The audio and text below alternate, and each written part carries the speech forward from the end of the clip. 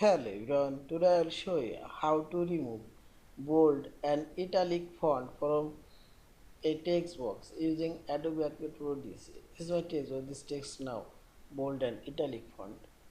Firstly go tools option and select comment option and double click on this text box and drag your mouse selected text and simply click this italic option and remove this italic.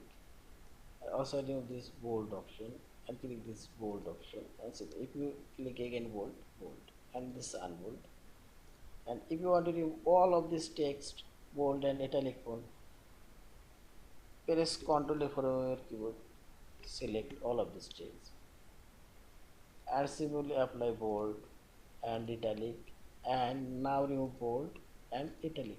Now see this, all of this text now normal text and this text format calibrate. In this way, you can remove bold and italic font from your text. Yeah. Thank you for watching. Please subscribe, like, share, and comments.